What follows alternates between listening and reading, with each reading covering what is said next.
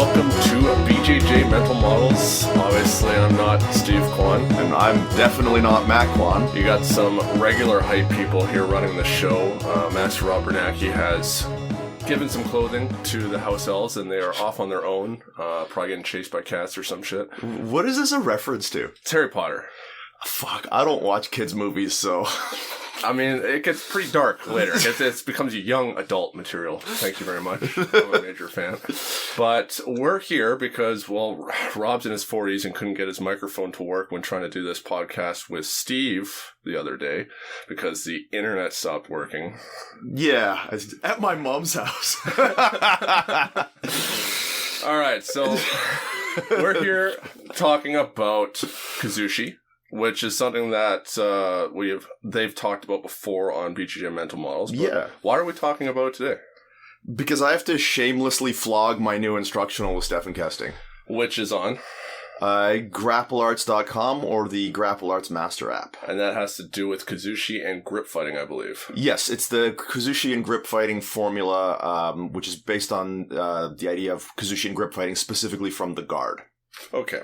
That's got to be a pretty interesting topic to actually try and do an instructional on. Like, obviously, I'm a black belt under you. Yep. I know most of the stuff that you're probably teaching, but I haven't actually talked to you about this instructional and what it actually looks at laying that out. So can you go a little bit further into first Kazuushi again for the people that aren't as possibly up to date with it and how that ties into the concept of our overarching concept of alignment?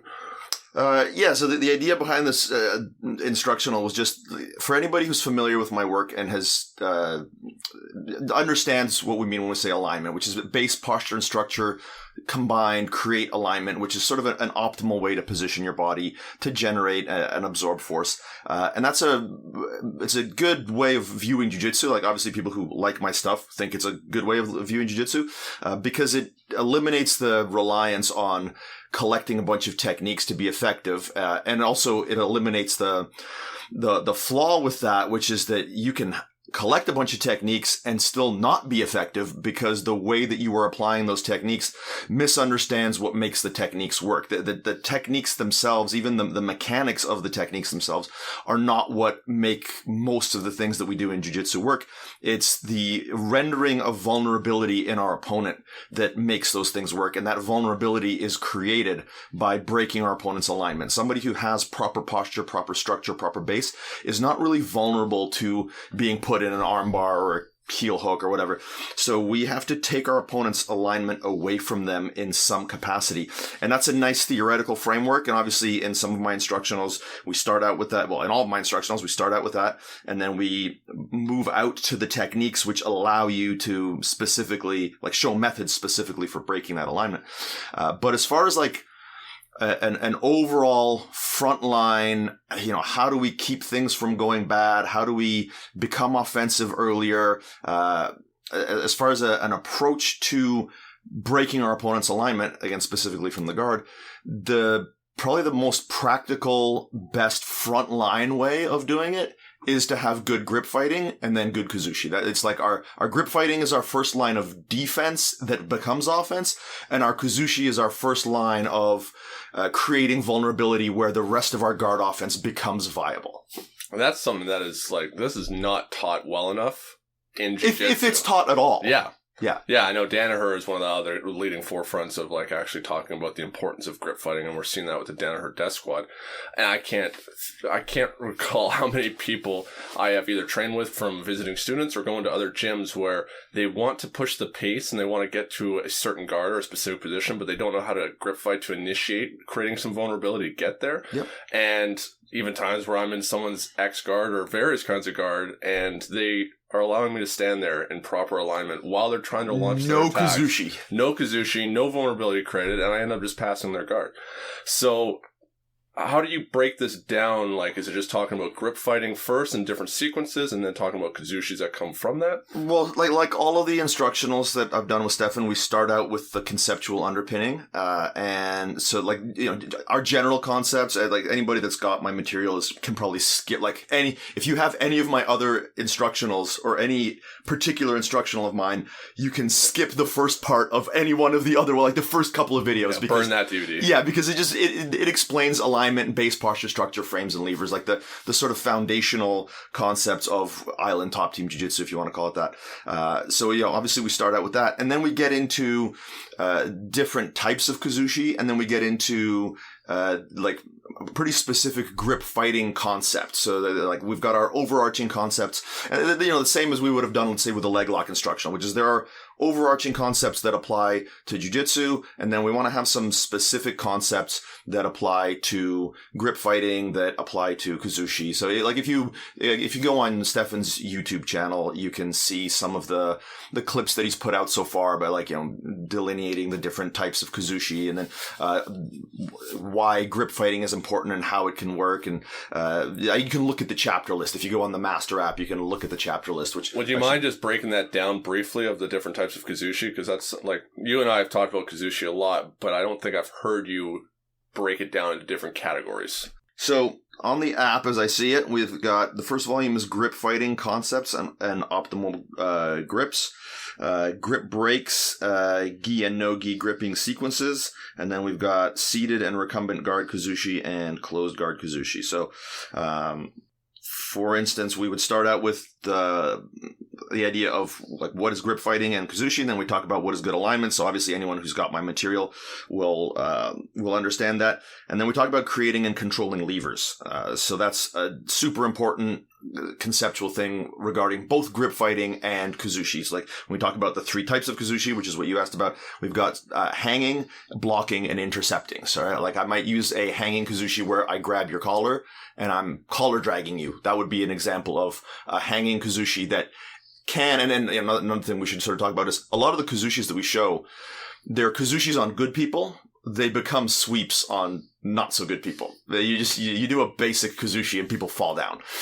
So a collar drag would be an example of something that like by itself, you won't generally just collar drag someone right down to the ground, but it'll create the opportunity to do a single leg, to create some sort of follow-up attack. So that would be an example of a hanging Kazuushi. A blocking Kazuushi would be, if we want to tie in the levers, let's say I've got a 2-on-1 grip on you, and I block your ankle and I pull. I've blocked something. I've blocked your ability to extend your base, and that's going to cause you to go off balance.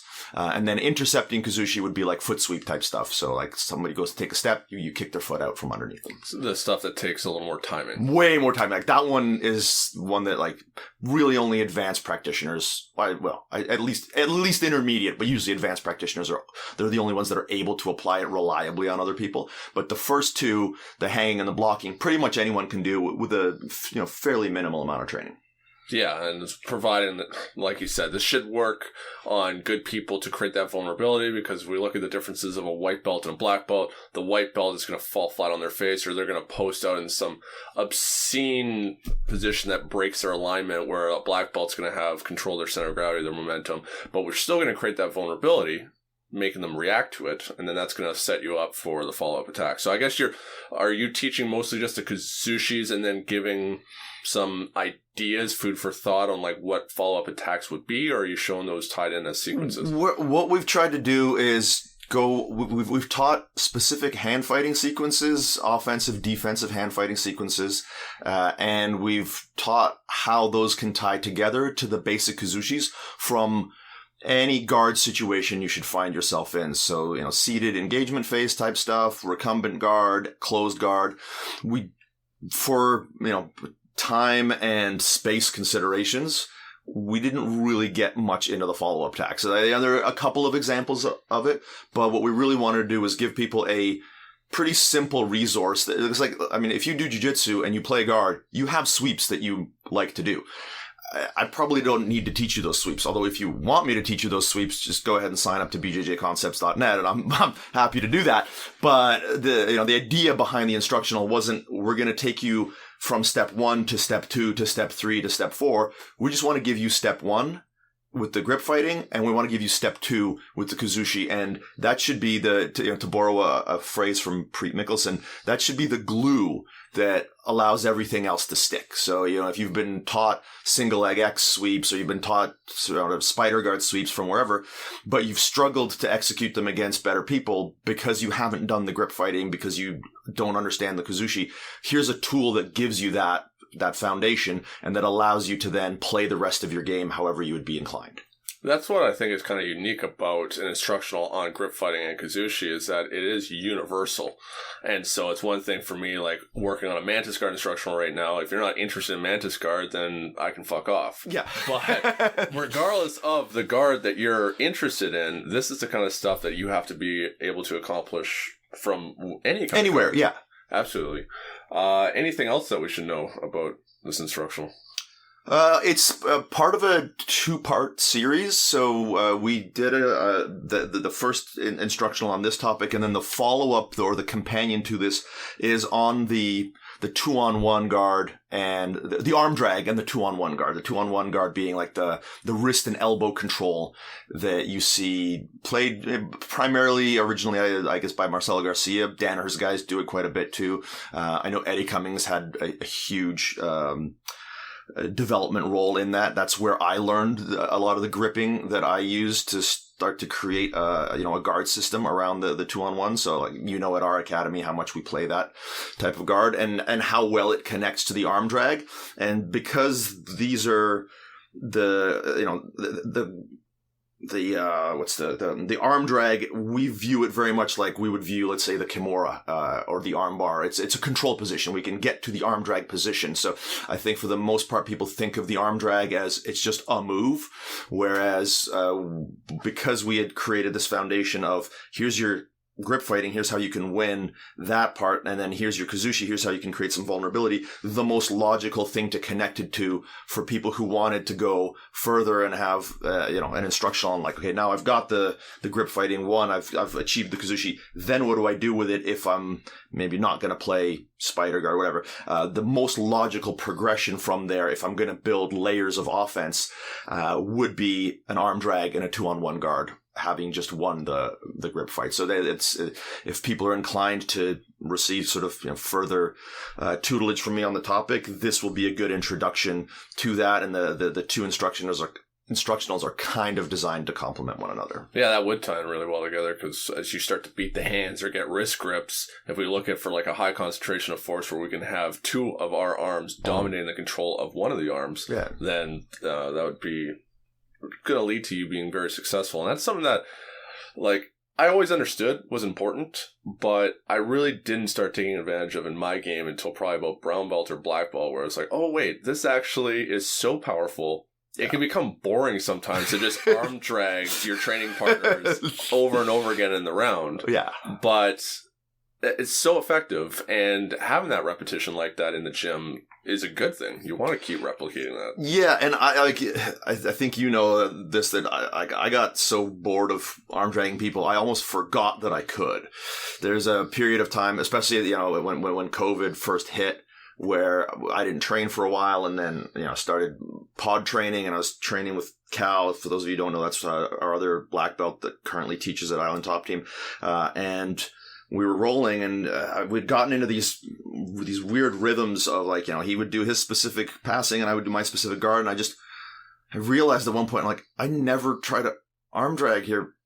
It totally works. Why don't I do it? And then I did it, and arm dragged him a bunch of times, directly onto his back, and not a bunch of times, but a few times in a training session.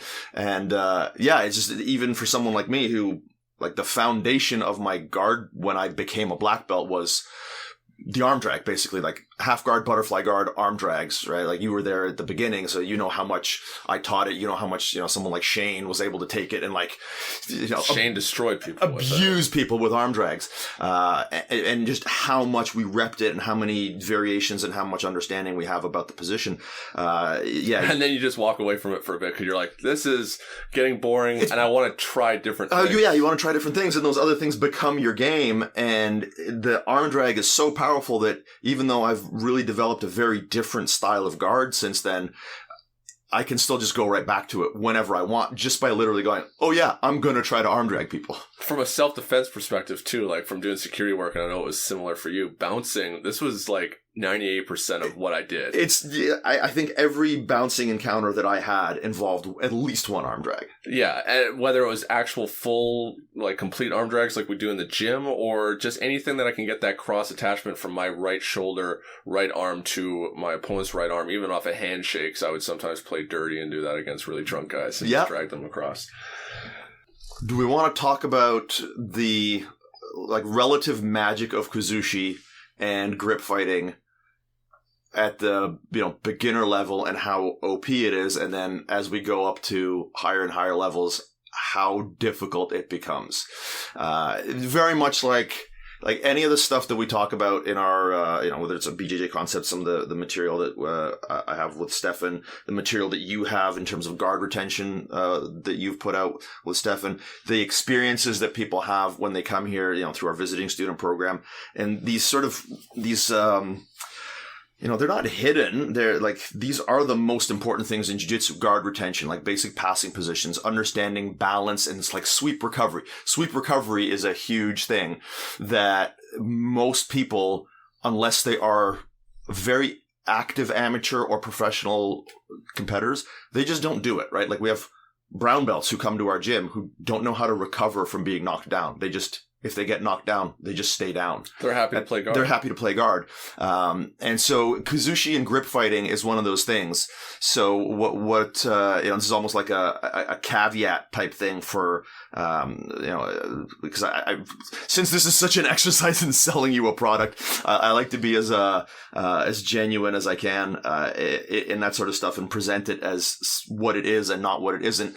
Kazuushi works amazingly well on beginners, intermediate people, so much so that you will just sweep people with it. Grip fighting works amazingly well on beginners and intermediate people, so much so that if you just do it, you will easily get to... You could get 2-on-1 control on a white belt, and they're still going to push forward. They're going to push forward and let you... It's time, exactly. So you will get these things to happen, and they're so foundationally important to anything else that should be possible against people who understand jiu-jitsu, that people who don't understand jiu-jitsu will just fall into whatever you want to do. As you deal with better and better people, this stuff goes from being OP to just being a basic requirement for effectiveness. So, like, we would talk about how my Kazuushi barely works on you. When you and I roll, if you, as an advanced practitioner, if you get this and you're hoping that it's just going to, like, totally change your game and make you able to kick black belts' asses, like, no, but what it'll probably do is stop certain black belts from kicking your ass, because it'll at least even the playing field. So I just want to make sure that, like, the expectations are set for, for reality. And, like, I think this is a really cool thing. I think it works really well.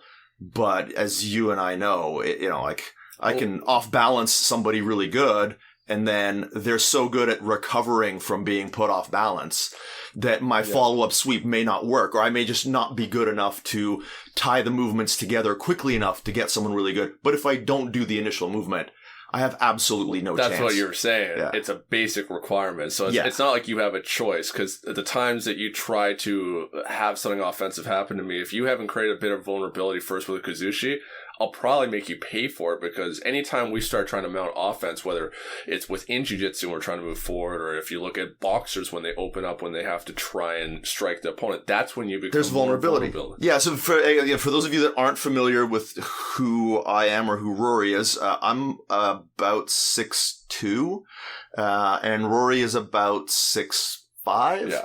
And it's not a tremendous height difference, but Rory's got some anatomical irregularities. He's got really long limbs. And so my ability to off-balance Rory is limited. Like, I can do my Kazuushi properly and not move him around very much.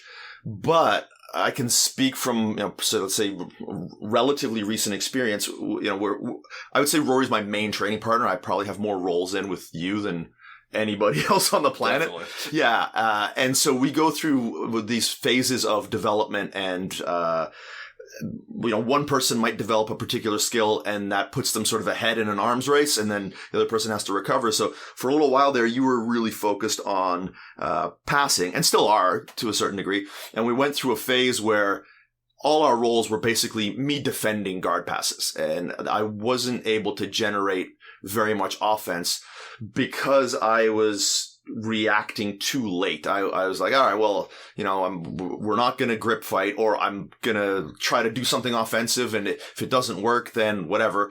And you were getting to really strong passing positions.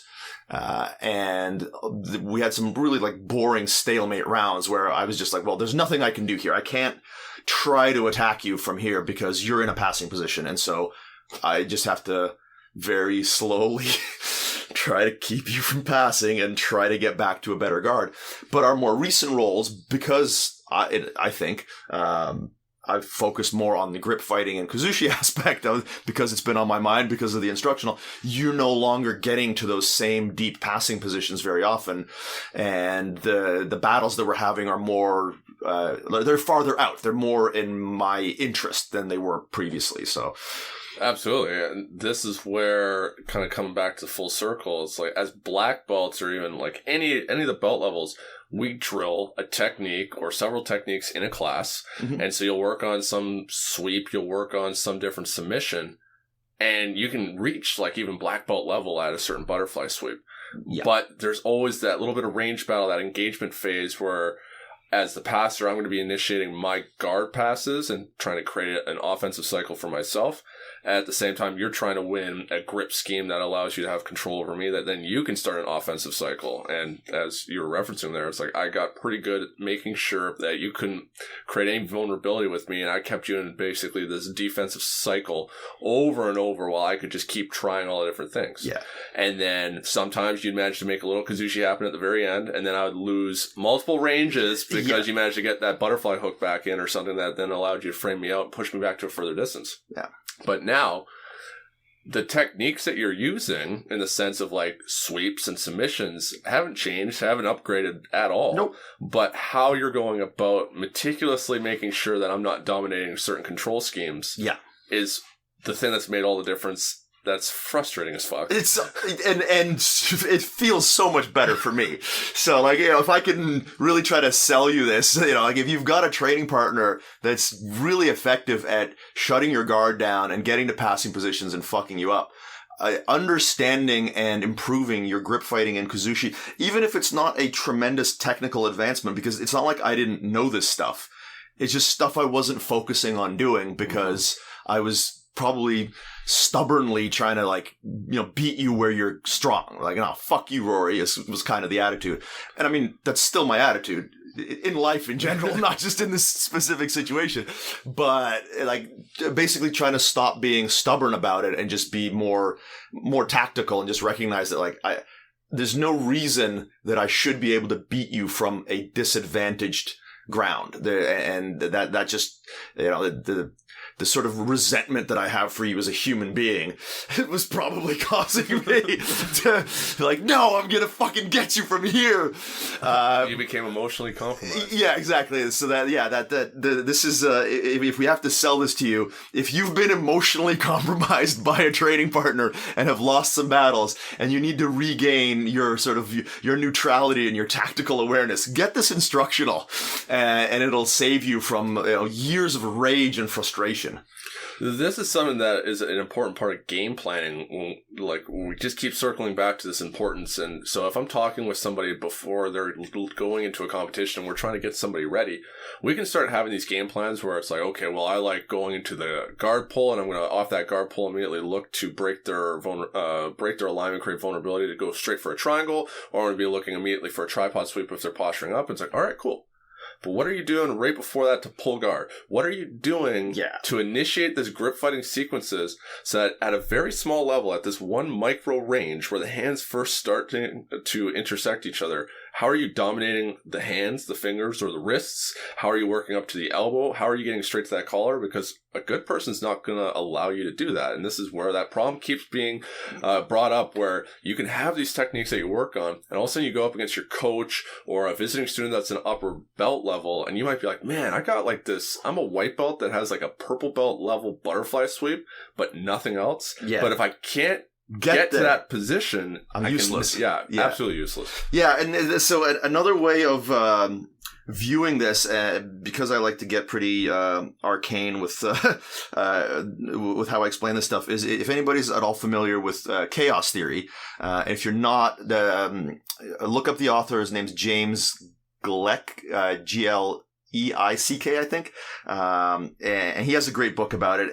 Really awesome book to read if you're a jiu-jitsu practitioner, because it will definitely open your eyes to how chaos or chaotic systems versus linear systems. It'll give you a lot of insight into how chaotic systems and linear systems are represented in jiu-jitsu. So just to give you an example, a very linear system would be, in mathematical terms, it's like, 10, 20, 40. It's exponential, but it's still linear, whereas a chaotic system would be like 1, 5, 7,000, 10 million, like something that just can create really random massive jumps. Like the weather is a chaotic system.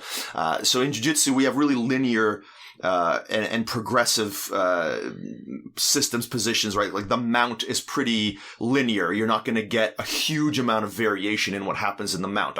I'm either going to get to the high mount or the S mount, or I'm not. You're either going to escape or you're not. There tend to be pretty binary kind of choices.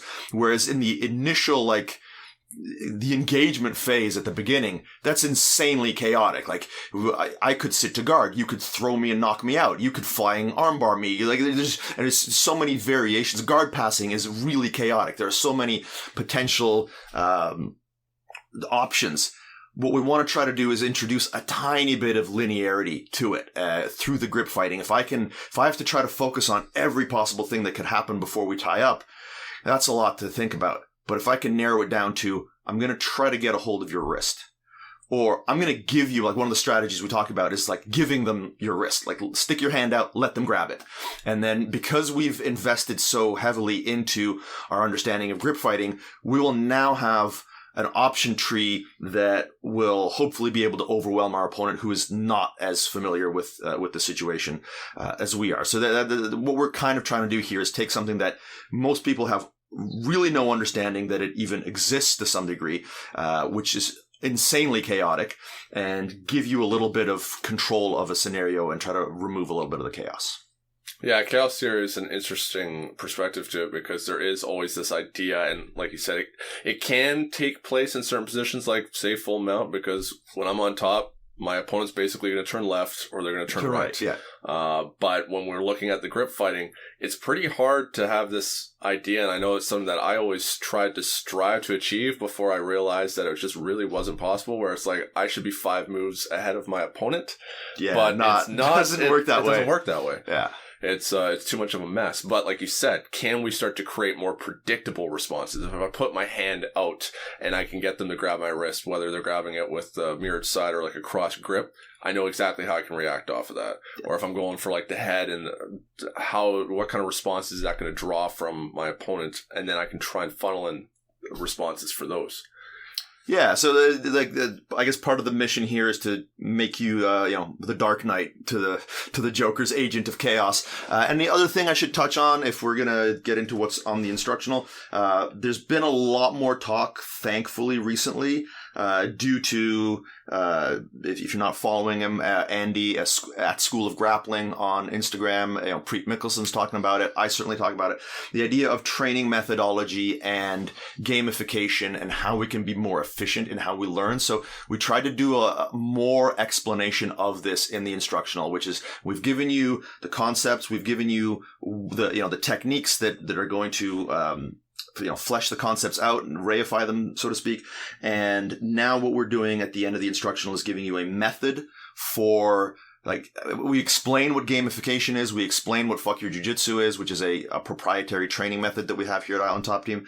And we give a lot of illustration on how to do it. So there will be chapters at the end of each section on how to gamify, how to perform Fuck Your Jiu-Jitsu. And we've got video footage of me doing doing the rounds with you and doing the voiceover. Yeah, we recorded. Yeah, which again, it's sparring, but it's not necessarily sparring in the way a lot of people understand it. So that's another feature that we tried to bring to the table in this instructional is really give a good account of how you should be training to develop these, intangible skills, which aren't really intangible. They're just not often trained at jiu-jitsu academies. So absolutely, I was even debating buying the instructional, or at least trying to get the access route from Stefan to be like, hey, I'm kind of interested in seeing how Rob laid this out. If you just do a really good job tonight, I'll give it to you for free. All right. Well, I think we've managed to talk about roughly half an hour, just plugging your instructional. So thank you for listening to the worst episode of BJJ Mental Models ever.